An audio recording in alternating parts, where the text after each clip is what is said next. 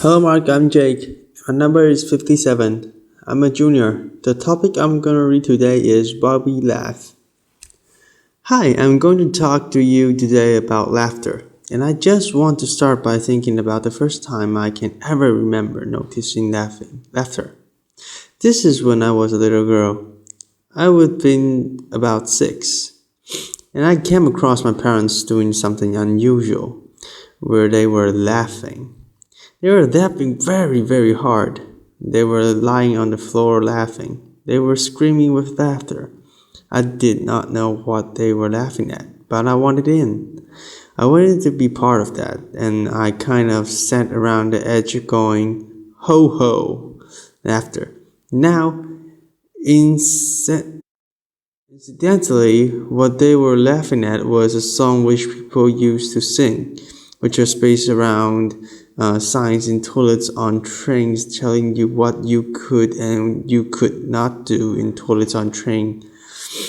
And the thing you have to remember about the English is, of course, we do have an immense, sophisticated sense of humor, laughter. At the time, though, I didn't understand anything of that. I just cared about the laughter.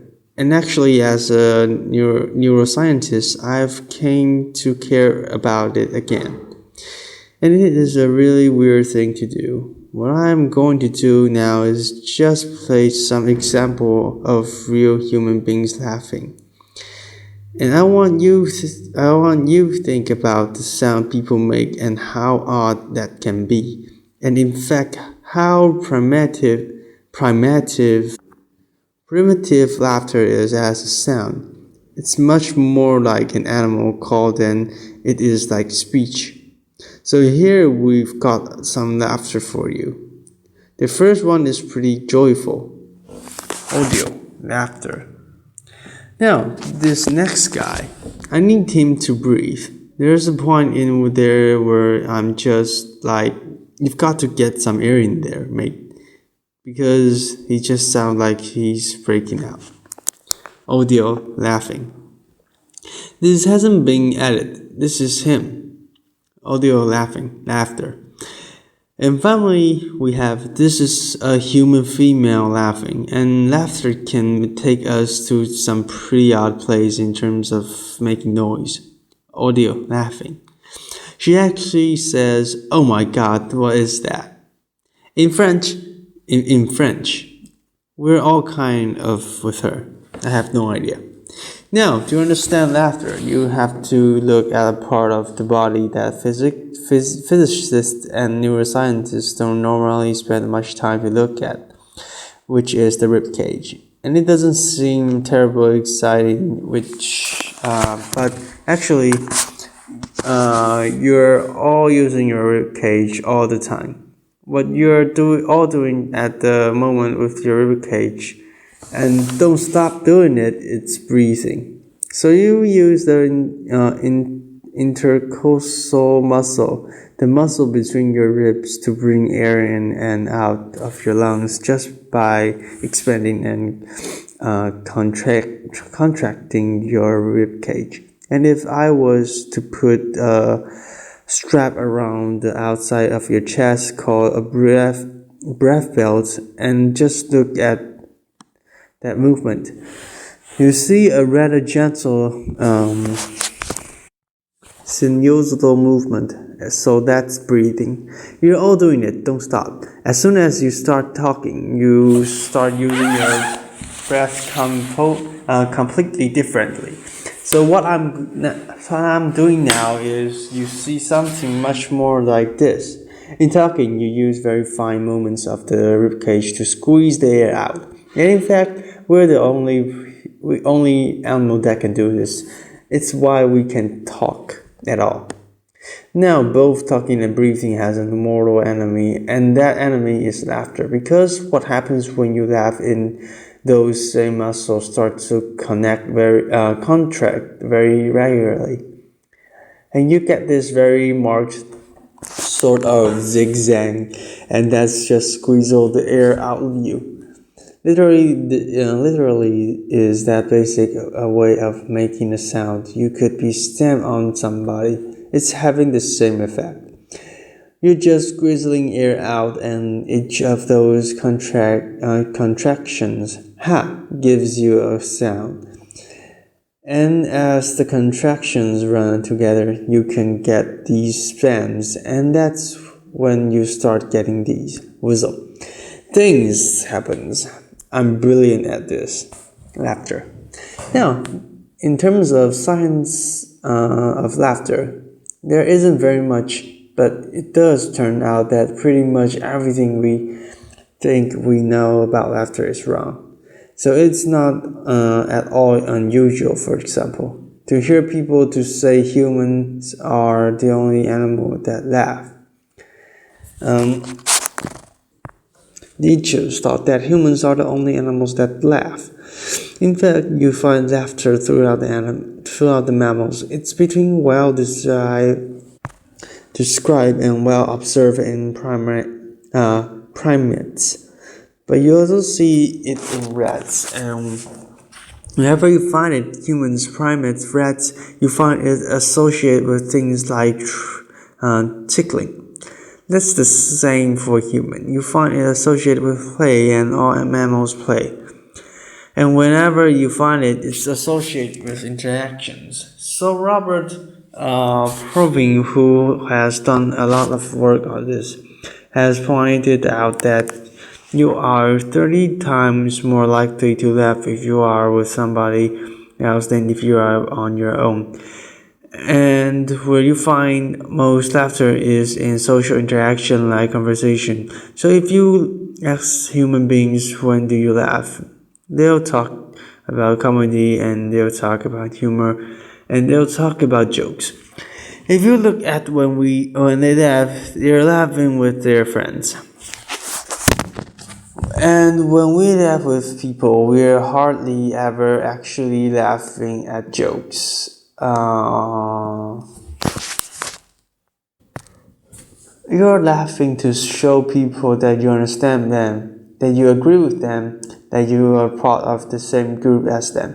You're laughing to show that you like them. You might even love them. You're doing all that at the same time as talking to them. And the laughter is doing a lot of that emotional work for you. Something that Robert Proving has pointed out, as you can see here, and the reason why we were laughing when we heard those funny laughing at the start, and why I was laughing when I found my parents laughing, is that it is an enormous behavior contagious effect. You can catch laughter from somebody else, and you are more likely to catch laughter of somebody else if you know them. So it's still modulated by the social context. You have to put humor to one side and think about the social meaning of laughter, because that's where its origin lies. Now, something I've got very interested in is different kinds of laughter. And we have some neurobiological evidence about how human beings vocalize that suggests there might be two kinds of laugh that we have. So it seems possible that the neurobiology for helpless, involuntary laughter, like my patients lying on the floor screaming about a silly song, might have a different base to it than some of that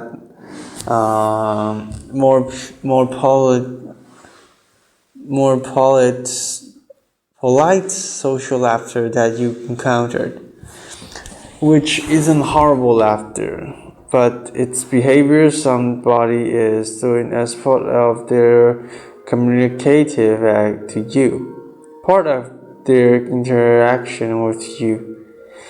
They are choosing to do this. In our evolution, we have devoted two different ways to vocalizing. Involuntary vocalization are part of an older system than more volunteer vocalization like the speech I'm doing now. So we might imagine that laughter might actually have two different roots. So I've been looking at this in more detail. To do this, we've had to make recordings of people laughing, and we've had to do whatever it takes to make people laugh. And we got those same people to produce more processed social laughter. So imagine your friends told a joke and you're laughing because you liked your friend, but not really because the joke's all that. So I'm going to play you a couple of those. I want you to tell me if you think this laughter is really laughter, or do you think it's post? So is this involuntary laughter or more voluntary laughter? Audio laughing. What does that sounds like to you? Audience, post. Sophie Scout. Post. How about this one? Audio laughter. I'm the best. Laughter. A pause. Not really. No, that was helpless laughter. And in fact, to record that, all they had to do was record me watching one of my friends listening to something I knew she wanted to laugh at. And I just started doing this. What you find is that people are good at telling the difference between real and posed laughter. They seem to be different things to us. Interestingly, you see something quite similar with chimpanzees. Chimpanzees laugh differently if they are being tickled than if they're playing with each other. And we might be seeing something like that here, involuntary laughter, tickling laughter being different from social laughter. The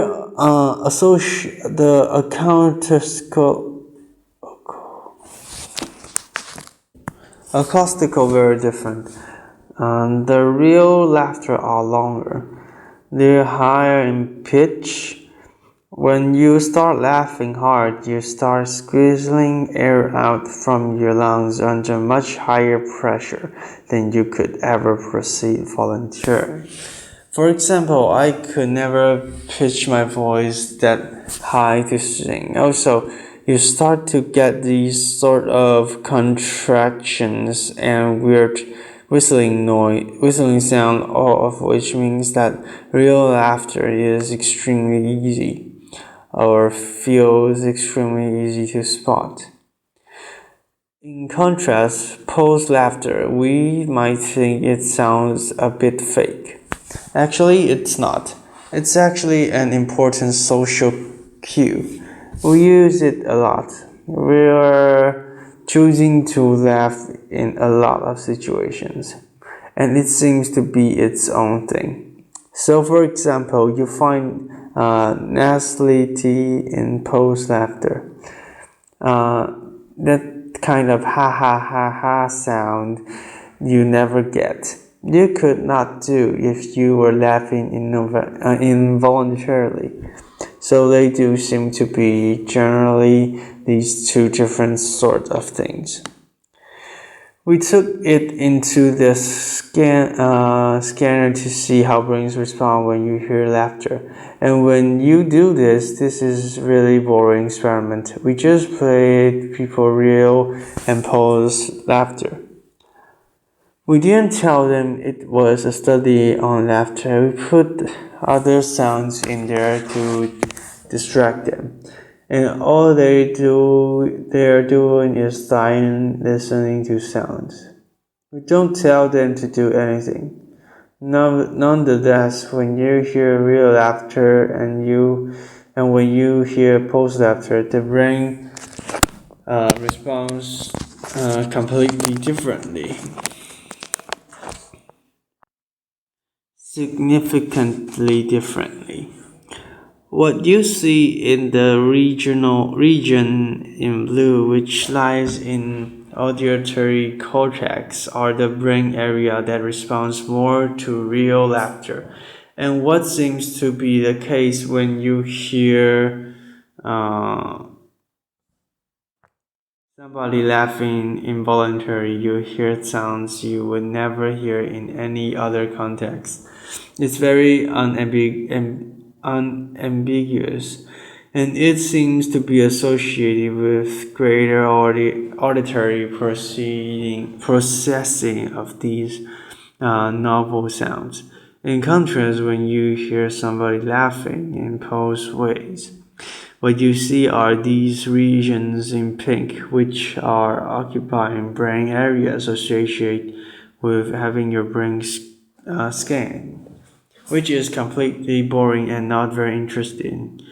When you hear someone going ha ha ha, you're trying to work out why they're laughing. Laughter is always meaningful.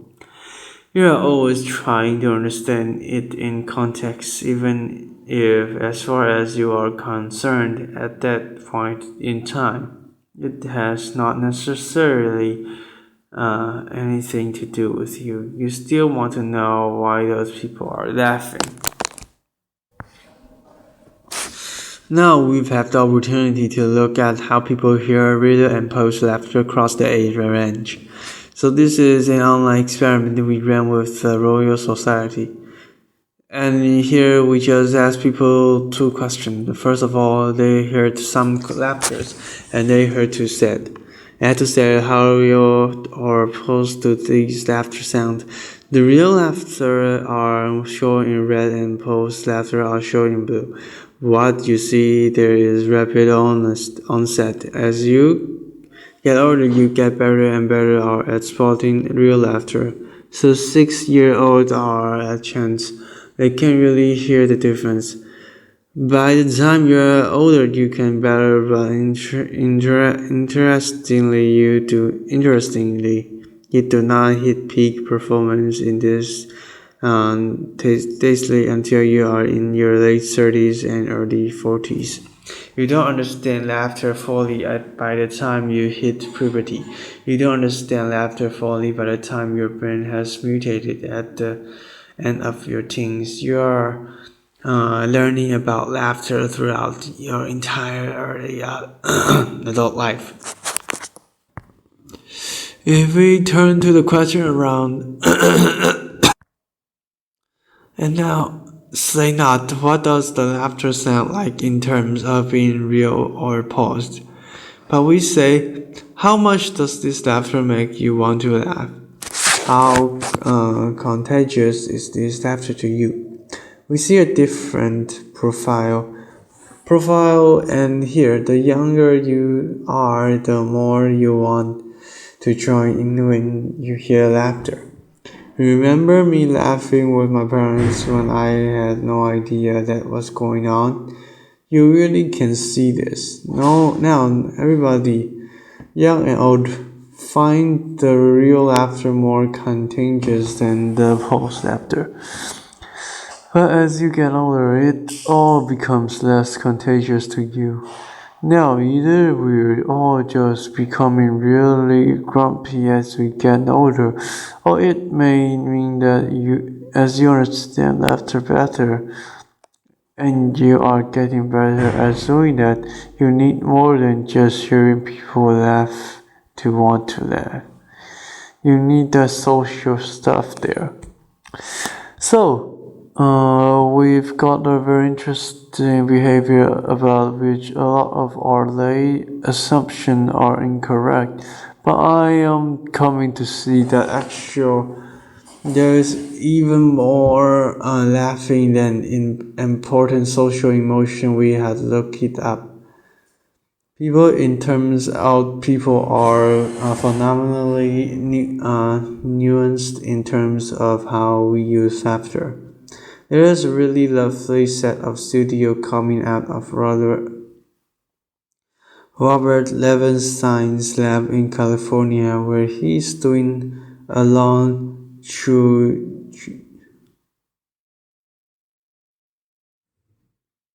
longitudinal study with couples.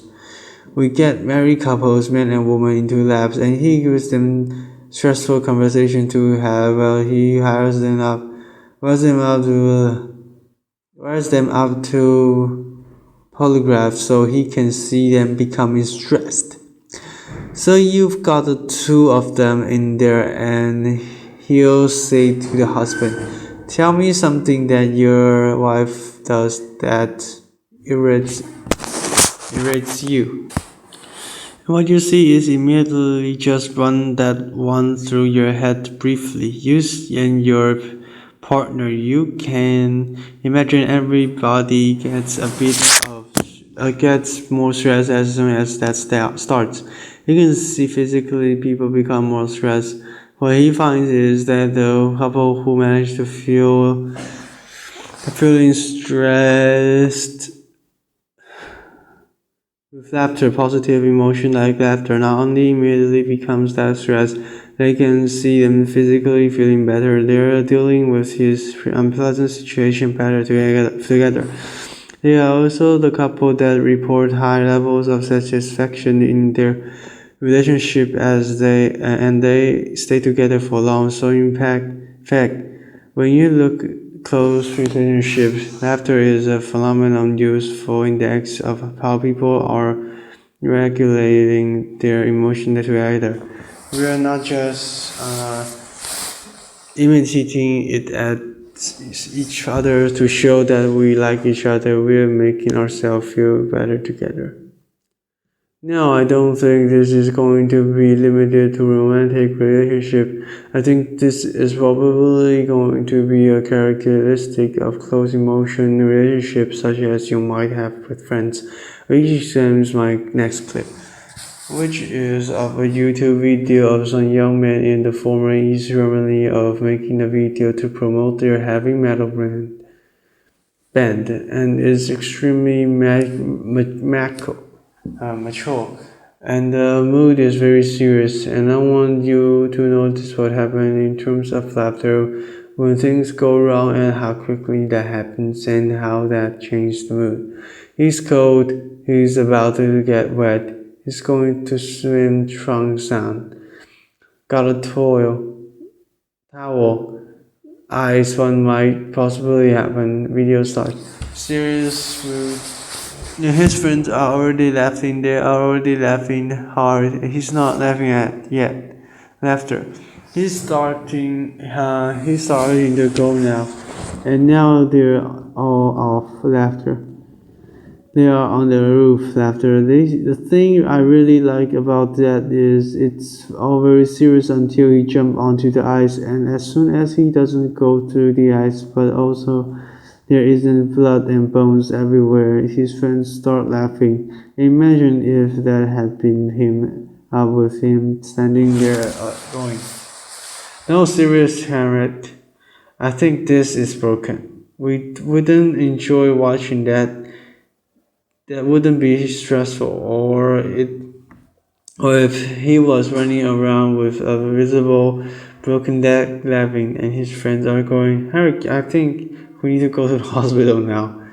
That also wouldn't be funny. The fact that the laughter works, it gets from a painful, embarrassing, difficult situation into a funny situation in what we actually enjoy there. And I think that's a really interesting use, and it's actually happening all the time.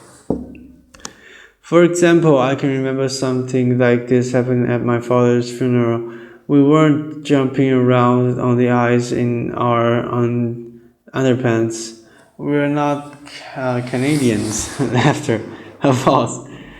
These events are always difficult. I had a relative who was being a bit difficult.